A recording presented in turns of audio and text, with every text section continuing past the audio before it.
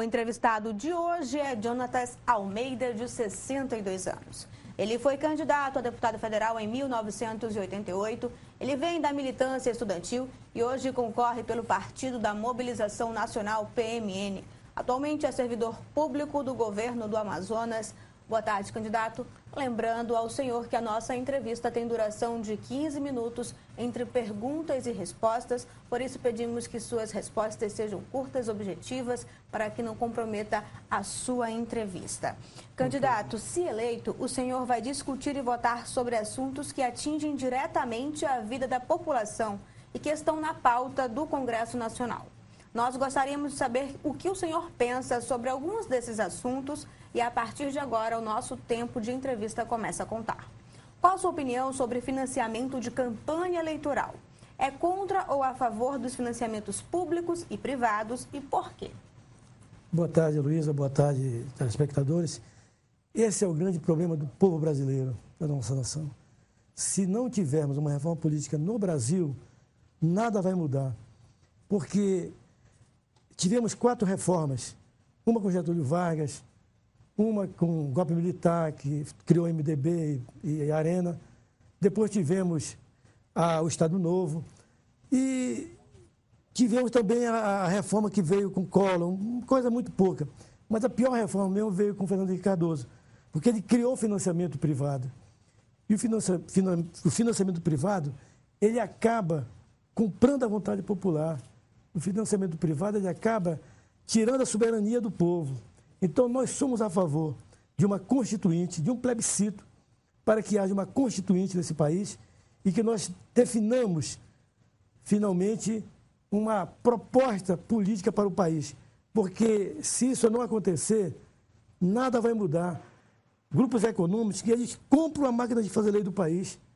O poder legislativo, ele acaba sendo dominado por os grandes grupos econômicos e aí o pensamento político do povo brasileiro, ele vai para o ar. Então, hoje nós tivemos grandes manifestações e temos ainda, vivemos um período, podemos chamar de um período pré-revolucionário, porque o povo fica sufocado. Se não tivermos uma reforma política no Brasil, urgente, para acabar com o financiamento privado, nós continuaremos vendendo a nossa democracia a cada momento. E isso não é bom para a democracia. O povo brasileiro já sofreu muito com a questão dos grandes grupos econômicos que, ao longo de séculos, eles dominam a política. Aqui no Amazonas é um caso escandaloso. 2 grupos poderosos acabam sufocando a vontade do poder político do povo. Então, o senhor é a favor desse financiamento público, é isso? Sou a favor do financiamento público. Sou a favor porque é uma forma mais igualitária de você colocar no mesmo nível de igualdade a disputa. Seria assim, e por causa também da transparência. A transparência é algo importante numa campanha. É claro que ninguém vai acabar com caixa 2. Isso aí está inerente na cultura, né, de políticos viciados. Mas é um grande passo para a gente resolver o problema da nação brasileira. É um grande passo para resolver a situação política do país. Diz até que o problema do Brasil é um problema político.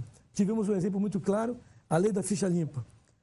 Ela foi votada, assinada por 1.600.000 brasileiros e não passou no Congresso, tivemos que ir para o Supremo Tribunal. Né? E a reforma todinhas, nenhuma foi aprovada, nenhuma reforma no Brasil foi aprovada. Por quê? Por conta da questão política. Candidato, qual a sua posição sobre a maioridade penal? Sou totalmente contra. É uma vergonha para o Brasil, o mundo inteiro vai olhar para o Brasil. O Brasil assinou uma convenção com as nações da ONU. O Brasil tem um código penal, criou um estatuto da criança e do adolescente. O Brasil assinou vários acordos, só que ele não cumpriu nenhum. Então, depois de séculos, nós estamos regredindo. Então, olha, lá no Brasil, o mundo vai dizer, lá no Brasil, agora nós estamos aumentando a maioridade para tentar punir crianças, punir jovens. O Brasil tem que investir em educação, porque senão nós vamos lotar as prisões de jovens e não serão ressocializados e vamos acabar incentivando cada vez mais. Isso aí não é uma solução. Não é uma solução. Eu sou contra. Eu sou contra porque num país onde a despolitização, há injustiça, muitas injustiças, o problema social é muito grave, a grande maioria vai lotar as prisões de novo do Brasil. E aí as escolas serão transformadas em prisões. Candidato, o que o senhor acha da unificação das polícias com o fim da Polícia Militar? O ranking da Segurança Nacional, ele passa... Na verdade, foi a Constituição de 88 que debateu a questão da segurança. Mas a unificação, eu penso que seria uma forma de você ter mais recurso destinado para um fim, sem estar fatiando recursos, né? E seria uma forma também de reforçar o aparato policial, mas era necessário, acima de tudo, que houvesse uma escola onde eles pudessem ser formados em direitos humanos, porque a ideia que se tem de poder de polícia é a ideia de superpoder, sabe? Então, isso não é algo que satisfaz o pensamento do povo brasileiro.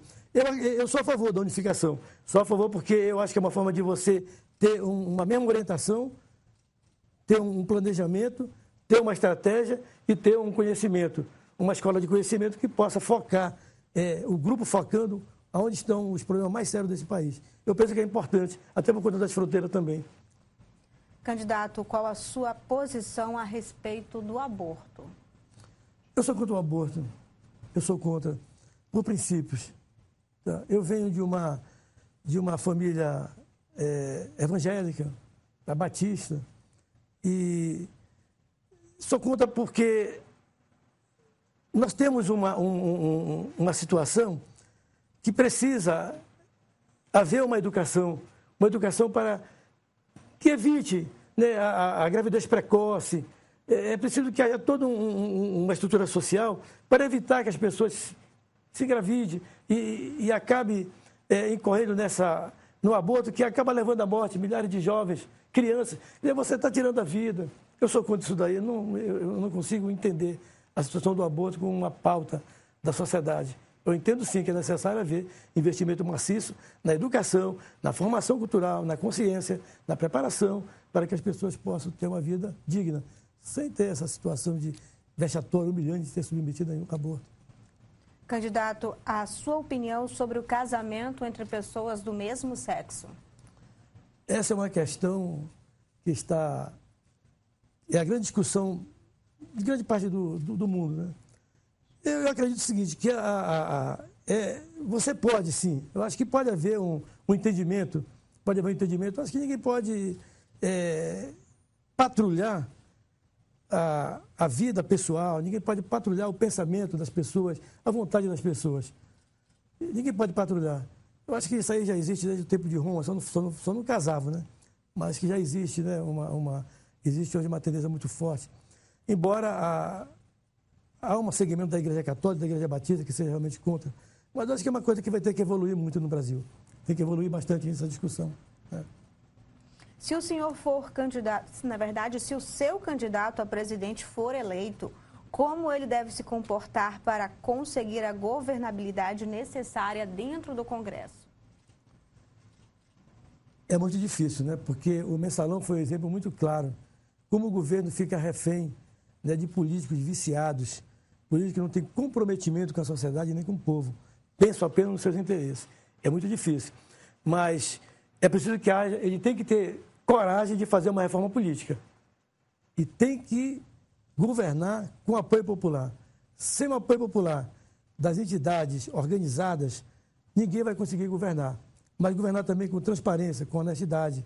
Governar, acima de tudo, olhando o interesse da nação. Nós somos 200 milhões de brasileiros, nós somos uma potência humana extraordinária. Temos recursos suficientes para fazer esse país ser um grande país, para que nós possamos ter escola, não escola pública, como hoje nós temos escola de pobre, não escola pública, saúde, sem humilhação, né, mobilidade urbana, investimento em conhecimento científico. Eu acho que o Brasil, o governo pode sim fazer um grande governo, se ele sentar e conversar com a sociedade organizada e o povo na rua também, porque se não houver pressão popular, nada vai acontecer nesse país. Agora, candidato, como é que o senhor vê a questão da fidelidade partidária? O candidato se elege por um partido e ainda durante o seu o seu mandato ele acaba mudando de partido. Como é que o senhor vê essa situação? É a favor, é contra? O fisiologismo é muito grande. É muito grande no Brasil, porque existe 36 partidos, me parece, que são siglas que acabam, não tem nenhuma identidade ideológica.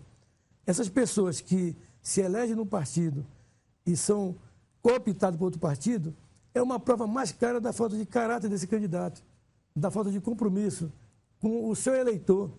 Por exemplo, agora a questão do governador. Hoje tem um grupo de prefeitos do interior que acompanham o governador. Se mudar o governador, no dia seguinte, todos eles debandam, porque eles ficam refém também do governo, porque eles precisam de recursos, mas eles deviam ter uma posição de respeito para com a sociedade. Isso eles não têm.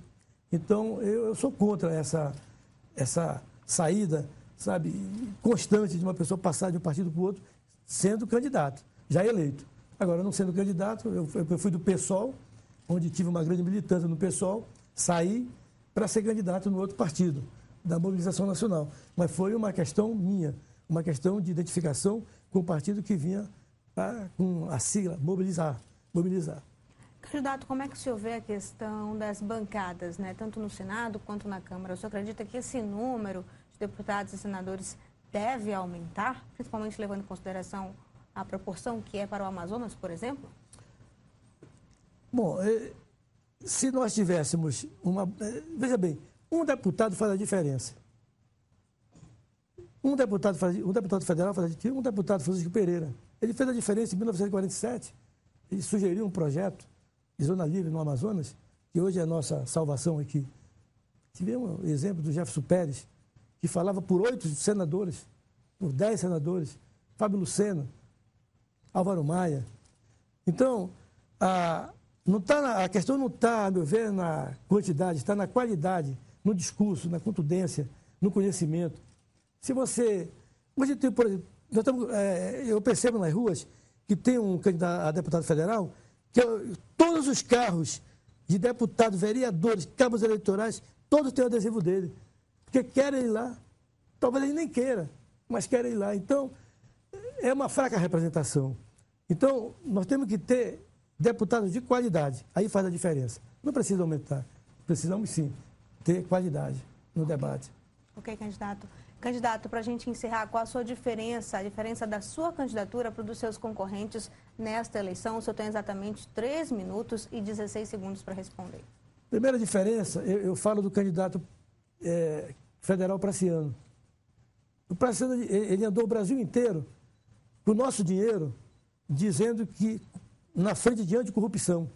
E dizia que no Amazonas tinham grupos poderosos que ele jamais iria ficar no meio para se contaminar. Então, hoje, ele vem e fica de joelho no meio dos grupos sorrindo. Isso é um péssimo exemplo para a sociedade. Isso que faz o povo dizer o seguinte: olha, política não presta e político também. Então, a diferença está na coerência. Está na coerência. E o Omar, eu quero dizer o seguinte: o Omar, ele sempre foi um candidato que viveu numa dependência do Amazonino, depois do Eduardo, depois do Zé Melo. Então, a minha diferença está na coerência. Está numa posição séria, de conhecimento também, de permanência com os compromissos. Então, se você mantém coerência, eu acho que essa diferença é importante para que o eleitor saiba diferenciar. Eu estou, assim, muito à vontade nessa campanha. É uma campanha que nós sabemos que é uma campanha difícil, mas nós temos que ter coragem, porque senão vai ter uma ditadura de pensamento político no Amazonas. Nós nunca vamos... A gente vai ficar... a mente das pessoas, elas vão ficar... assim, totalmente contaminada pelo pensamento só. E essa visão política, de um lado só, ela é ruim para nós.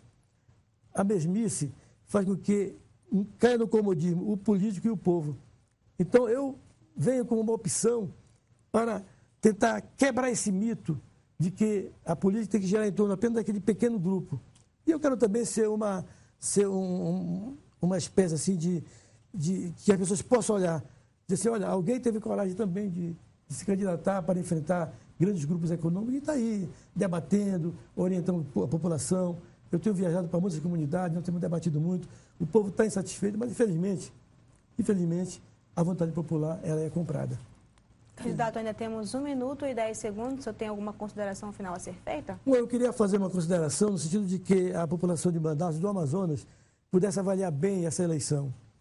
O Brasil está vivendo um momento diferente. Eu lembro que 2 mil pessoas se transformaram em 2 milhões de pessoas. Poderia ser 40 milhões, 80 milhões. Porque o poder não reside nem na mão dos bilionários, nem na mão dos militares, nós tivemos uma ditadura, e nem na mão do presidente. O poder reside na força do povo. Se o povo quiser parar o Brasil hoje, para. Então é necessário urgentemente que haja uma reformulação desses conceitos, sob pena do Brasil entrar num processo de confronto interno.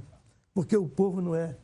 O povo é sábio. O povo sabe o governante que cuida bem do seu povo. Ok, candidato, muito obrigada pela sua participação. Obrigado também. Na série sabatina de hoje, entrevistamos o candidato Jonatas Almeida, do PMN ao Senado. Amanhã, a sabatina é com o candidato também ao Senado, professor Queiroz.